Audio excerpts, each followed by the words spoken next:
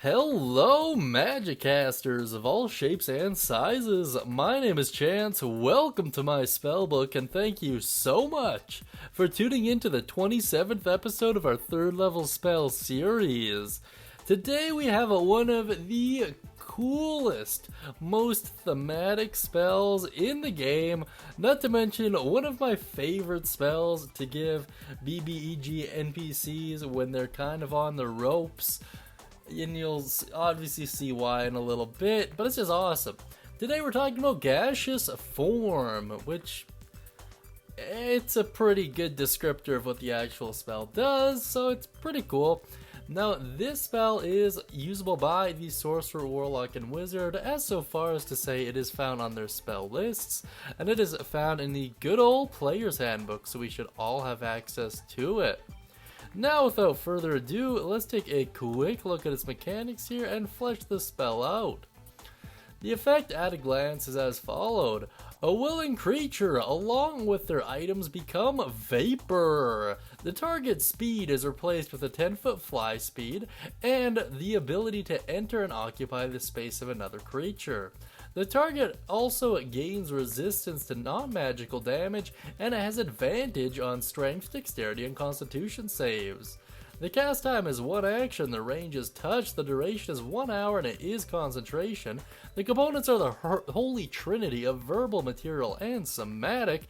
If you're curious about that material component, it is a bit of gauze and a wisp of smoke. Very cool stuff.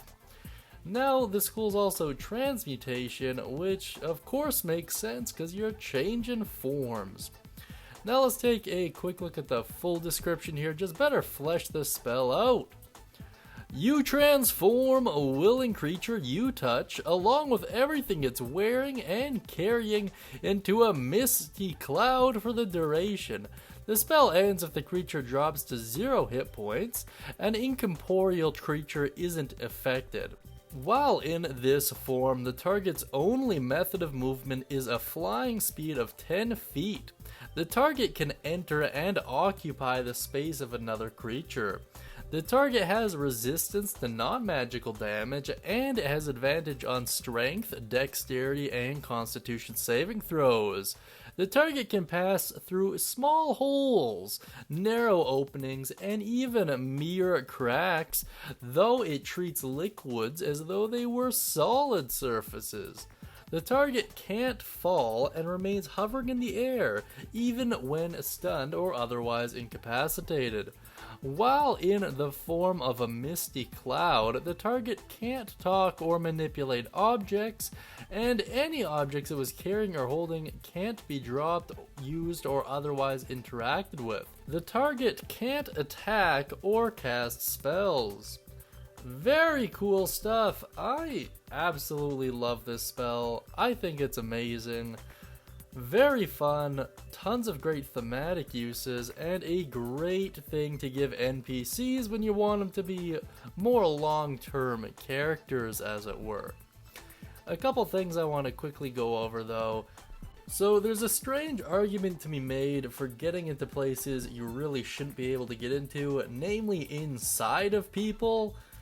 It's a really tricky thing, because it does say you can pass through small holes, like a nose, for example, and it also says that you can occupy the same space as another creature.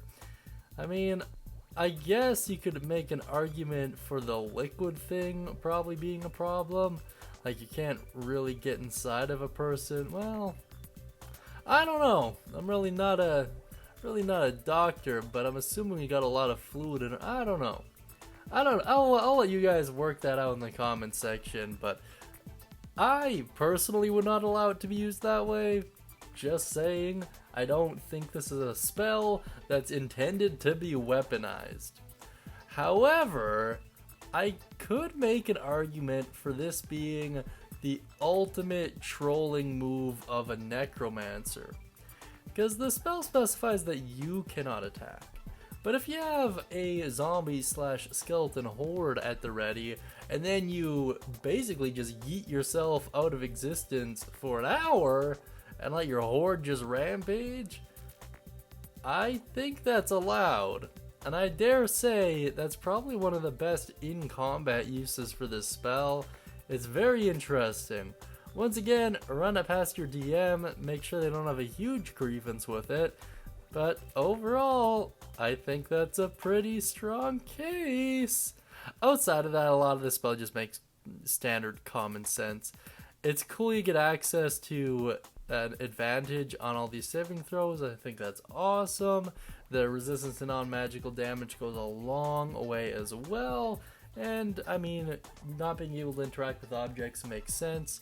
Overall, I just think it's a really cool spell. Now let's take a quick look at some alternative uses here. So I think the best way to use this spell outside of combat and the whole zombie horde example is to just straight up use it to jailbreak. I mean, this could also be applied to getting inside of certain bank vaults or things of that nature, but it's a little risky in the sense that you can't get anything out of there directly on your own. So you'd probably have to have explosives with you and on your persons and then cast a spell and then go in, or something of that nature, bag of holding maybe. I think this is just a very good spell for trickery and pulling disappearing acts, for lack of a better term. Along that same vein of thought, if you're looking to get out of a situation in a hurry and just straight up flee, this is a great way of doing it. Not only do you gain access to fly speed, which is super cool, but you can move through most mortar walls, right? Like, especially if it's like an old-timey setting, there's gonna be cracks, there's gonna be fractures, there's gonna be broken bits of brick and mortar. You're gonna be able to go places that other people just simply can't. And if another caster in your party casts something like Fog Cloud, or if it's naturally foggy already, man, good luck to the poor town guards keeping track of you then. I mean, seriously, poor guys. And another great way of using this is using it for almost control. This spell essentially lets you move around the battlefield virtually unnoticed, and with a fly speed, it lets you get into vantage points that would otherwise be impossible for most of these classes to get to on their own.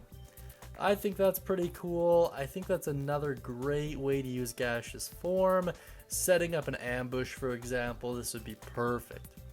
That being said, let me know what you think down in the comment section beneath. I also have a cool announcement too. I recently started up a Pathfinder 2e YouTube channel. I'll put the link down in the comment section, and I'll also put it in the description and on the end cord as well. Please check it out, I really do appreciate it. Pathfinder 2e is a pretty sweet game, by the way, so if you haven't had a chance to look at it, check out the channel, let me know what you think. I think 5e will always have a place in my heart, of course, but I mean, Pathfinder 2 is pretty neat as well. And if you like that cool hand-drawn picture of Sips and you'd like your own hand-drawn D&D picture, please check out the guild hall to figure out exactly how to do that. That being said, I hope you'll have a great day, and as always, happy casting, everyone.